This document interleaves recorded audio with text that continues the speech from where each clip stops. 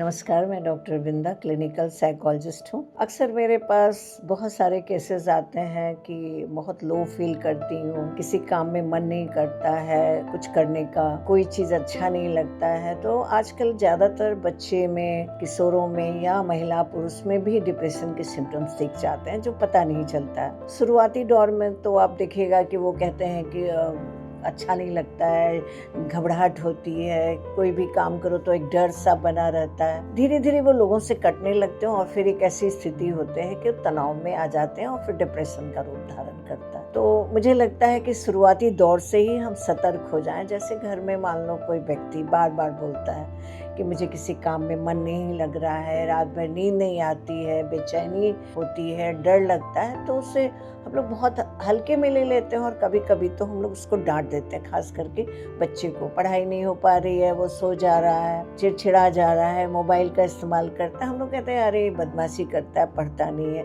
अब हम ये जानने की कोशिश नहीं करते हैं कि बच्चा क्यों नहीं पढ़ रहा है, कहाँ वो प्रेशर ले रहा है। या कोई महिला ही है घर में, वो देख रहे हैं कि उसको पहले जैसे खाना बनाती थी, बच्चों को देखती थी, अब वो चिड़चिड़ी हो गई है, बात नहीं करती है, रात रात भर वो शिकायत करती है, पति भी नहीं सुनते हैं, घर वाले भी कहते हैं काम का बोझ है इसीलिए ऐसा करती है, या काम करना नहीं चाहती है। तो शुरुआती दौर में हम उसको इग्नोर करते हैं, जो बाद में एक बहुत ही भयानक मानसिक रोग का कारण बनता है। जैसे अगर डिप्रेशन की बात करें तो ये 3 तरह का होता है, माइल्ड, मॉडरेट और सीवियर। शुरुआत फ्रस्ट्रेशन से होता है, एंजाइटी बढ़ जाती है और फिर धीरे धीरे इंसान लो फील करते करते डिप्रेशन में चला जाता है।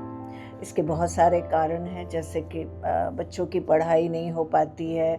आजकल बच्चे जो है उनका लाइफ स्टाइल तो आप देख ही रहे हैं, सारा दिन मोबाइल पे पड़े रहते हैं और एग्जाम के समय घबरा जाते हैं। पेरेंट्स की इतनी ज़्यादा एक्सपेक्टेशन है, सबको नीट निकालना, सबको बड़े बड़े कंपटीशन में आना है। बच्चे कोशिश करते हैं लेकिन कहीं या तो समझ नहीं पाते हैं, या भीड़ में दब जाते हैं, या तुलना करते हैं, और जिससे वो चीज़ें नहीं करने के बाद धीरे धीरे वो पढ़ाई से कट जाते हैं। और एक समय ऐसा आता है कि बच्चे सेल्फ स्ट्रेस और सेल्फ एंजाइटी में इतने ज़्यादा हो जाते हैं। ऐसे केसेस भी मैंने देखे, उनको पैनिक अटैक होता है, बार बार बेहोश हो जाना, गिर जाना, और फिर पता चलता है पेरेंट्स से रात भर जगे हुए हैं, सोते नहीं हैं। तो शुरुआती दौर में ही जो अभिभावकों से कहूँगी कि बच्चे से पहले बात करें। आजकल लोग क्या करते हैं कि बच्चों से बात करने के लिए उनके पास टाइम नहीं है। हम लोग हमेशा से कहते हैं संवाद। आप अपने परिवार में बच्चों को देख रहे हैं अकेला है, या आप 24 घंटा अपने मोबाइल पे इन्वॉल्व हैं, तो बच्चे पे आप केयर नहीं ले पाते और बाद में बच्चों को ब्लेम करते हैं और ये बच्चा फ्रस्ट्रेशन में जाता है। तो इसी के साथ साथ मैं बताते जाती हूँ कि बच्चों के साथ बैठें,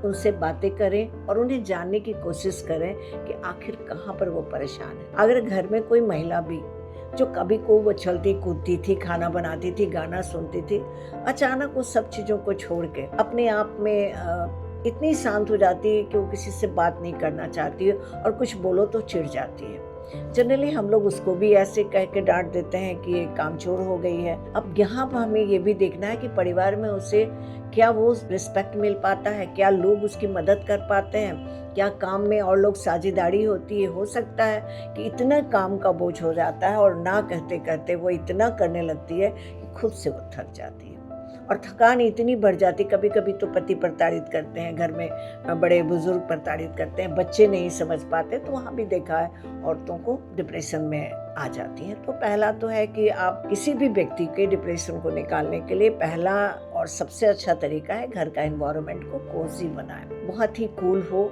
और लोग एक दूसरे से शेयर करते हो, बैठते हो एक दूसरे के साथ। अगर नाश्ता भी कर रहे हैं तो इकट्ठे कर रहे हैं, रात का खाना खा रहे हैं इकट्ठे कर रहे हैं, एक दूसरे से पूछें कि कहाँ कमियां हैं, क्या चाहते हैं, और एक दूसरे की भावनाओं की कदर करें। कहते हैं ना, भावनाओं की कदर करेंगे ना तो आधी बीमारी तो हमारी ऐसे ही खत्म हो जाती है और डिप्रेशन आने का कोई मायने ही नहीं बनता है। अगर आ भी गया तो पहला स्टेज है, आप उनसे बात करने के बाद देखें क्या आप बात से कंट्रोल कर सकते हैं या इसकी साइकोथेरेपी करानी चाहिए। और शर्माने की बिल्कुल ज़रूरत नहीं है, आप उसको किसी भी अच्छे क्लिनिकल साइकोलॉजिस्ट से मिलें, कम से कम वो अपने दिल की बात कह के हल्का महसूस करेगी और फिर आपको बताया जाएगा कि यहाँ कैसे इनको निकालना है। क्योंकि अगर आप बहुत देर करते हैं तो हमने कहा था तीसरा, जिसको कहते हैं एक्यूट डिप्रेशन, जो आपको डिल्यूजन भी होगा, हेलुसिनेशन भी होगा, लगेगा कोई हमको देख रहा है, कोई मेरे ही बारे में बात कर रहा है,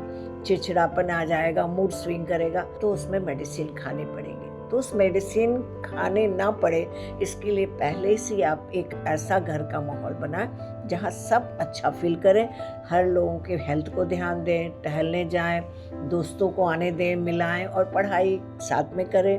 और जितना हो सके आप अपने बच्चों के सामने एक अच्छा रोल मॉडल बने। मतलब आप 24 घंटा आप अपने दोस्तों के साथ या फ़ोन पे बात ना करें या खुद को इन्वॉल्व ना करें। देखिएगा बच्चा आपके पास आएगा और बात करेगा और खुद जो मोबाइल का नशा है उससे दूर रखेगा। कभी कभी ये भी देख रहे हैं कि बच्चे जो हैं बहुत तनाव में आके नशा लेने लगते हैं, दोस्तों के पास चले जाते हैं, तो गलत रास्ते पे आ जाते हैं और हमें पता ही नहीं होता है। तो यहाँ भी अगर देखेंगे तो हमारा अभिभावकों का जो कहीं ना कहीं एक आपसी सामंजस्य है उसमें कमी होती है और हम बच्चे को समझ नहीं पाते और बात बात पे डांटना, डपकारना और चीज़ें और जब बिगड़ जाती हैं तो हमें लगता है कि हमारा बच्चा हाथ से निकल गया है, डिप्रेशन में आ गया है, एंजाइटी में आ गया है, फिर मानसिक संतुलन गड़बड़ा गया है। इससे बेहतर है हम सतर्क हो जाए। कहते हैं सतर्कता घटी दुर्घटना हुई।